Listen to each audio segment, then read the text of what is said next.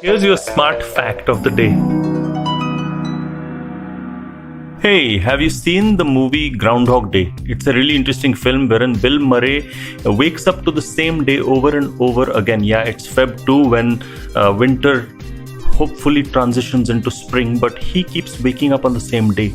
Now, this concept of continuously revisiting the same time over and over again is something called as a time loop, and it's a fiction device, which means something that is used in fiction to move the story forward.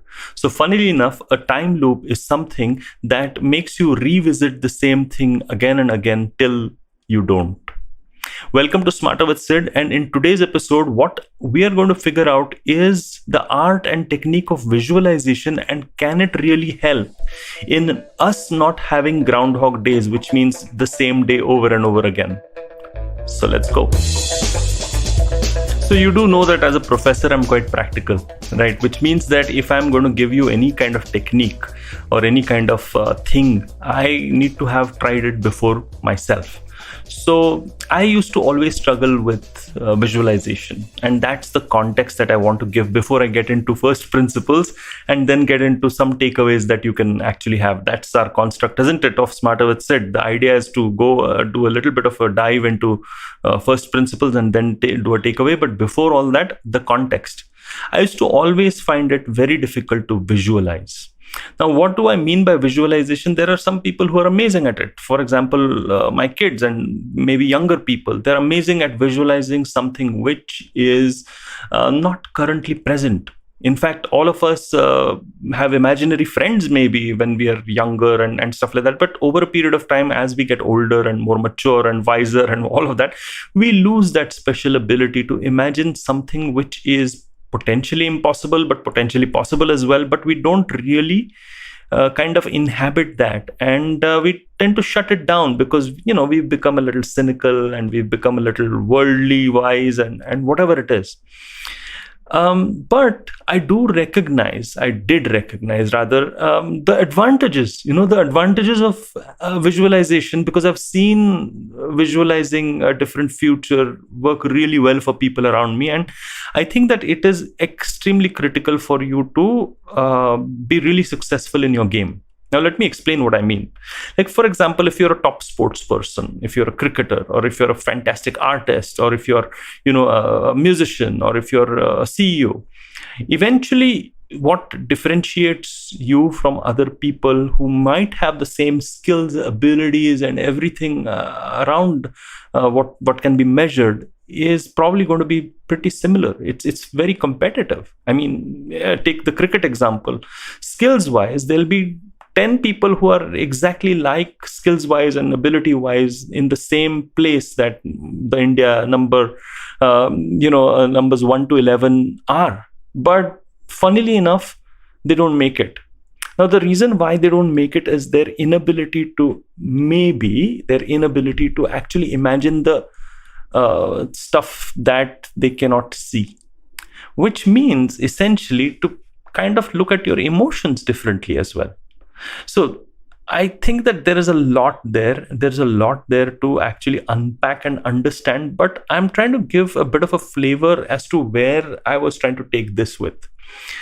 So I came across a fantastic book, or rather, if I'm honest, I came across something in Blinkist, which is a fantastic app. Now, this is not an ad for the app. I wish they pay me, but they're not. The fact is that Blinkist is something that summarizes books, and a lot of times, in fact, you read the summary and then you feel like reading the whole book. This was one of those books that I felt, okay, maybe I actually need to get this book. And it's called Imaginable, and it is written in such a beautiful way. I think it's written by somebody called McGonagall. Yeah, it's a strange word. But I think she made it really easy for me to visualize for somebody who was like really struggling. So what she said is, hey, can you imagine, visualizing tomorrow? And most of us don't have any problem with that. We can visualize tomorrow, because things will remain the same, more or less, right? Groundhog Day again. Then she said, okay, can you visualize yourself 1 year later? And maybe you can visualize yourself 1 year later. But things get a little hazy. And then she said, can you visualize yourself 10 years later? And that's when, okay, things are so crazy that because almost every aspect of your life can change. And it becomes extremely difficult. You could get emotional. Try this exercise out, folks. Keep a pen or pencil and paper handy and try it out. Start off with one day, simple enough. 1 year and 10 years later, it becomes quite difficult. You might get very emotional about things. You might actually end up drawing a blank, or you might actually end up getting overwhelmed or confused. And all of this stuff happened to me when I was trying this exercise. But eventually, I got a few gems over there, because what I realized was that it's not just a different world that I have to imagine, but I have to imagine a different me. And that is the tough part, because a lot of us, when we are trying to use the art of visualization, we are trying to visualize a lot of wonderful things happening to us, great job, or, fantastic break in your whatever you're doing, or a great relationship. But we are essentially connected to the same person, which means the same values, the same outlook towards life, the same perspective. And then we are trying to visualize a different world around us, and then we find it impossible. And it is impossible, because you can't be the same person and visualize something completely different, like as she says, right? Now, I think that this is very useful, because what I realized was that you have to actually start looking at what you normally don't look at, which is how you are going to be different in 10 years. Now, this is not a self-improvement thing, guys. Don't get me wrong. I'm not trying to write a self-help book over here, but a lot of times, if you just put your mind back 10 years before and how you were, and could you visualize where you were, where you are today, you are not going to, and probably you will not be able to recognize the person also in front of you, right? So though these things tend to go hand in hand, they're aligned, right? So the fact is that I learned one more thing from this book, and that was about something called hard empathy. Now, what do we mean by hard empathy? It means that we are normally quite empathetic towards ourselves. We understand our situation. Some of us are critics of ourselves, but it's essentially we understand, right? We empathize with us, and we are creating reasons and excuses. But hard empathy is not being true to your current self, which is what you see in the mirror right now, but to your future self, which is like 10 years later. Right? How would that person be in situations like these? And then suddenly the visualization becomes easier.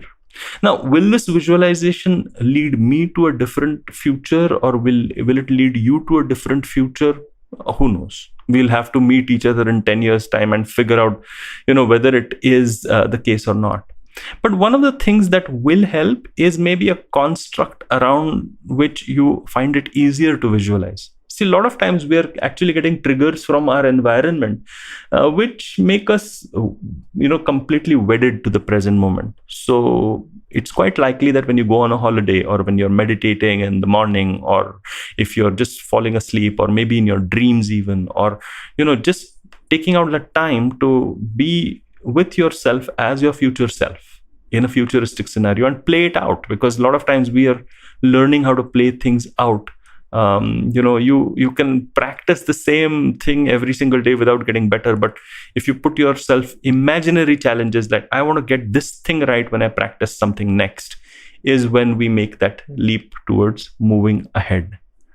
And that is it, really. I mean, that is what I have figured out, that visualization is not as difficult as it seems. It is tough because of all the reasons that I've said before.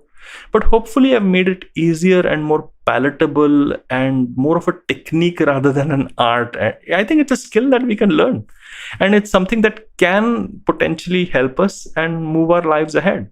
It is a different episode from the normal episodes of mine, but hey, I don't think there is any single normal episode of mine on Smarter with Sid. The whole idea is to make ourselves 1% smarter through anything that surrounds us, anything that strikes us. Yeah.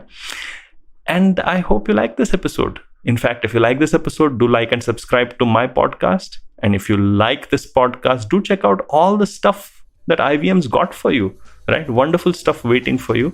And hey, if you like me, I'm the traveling professor on LinkedIn and Instagram, and happy to stay connected. Until next time then, until next time.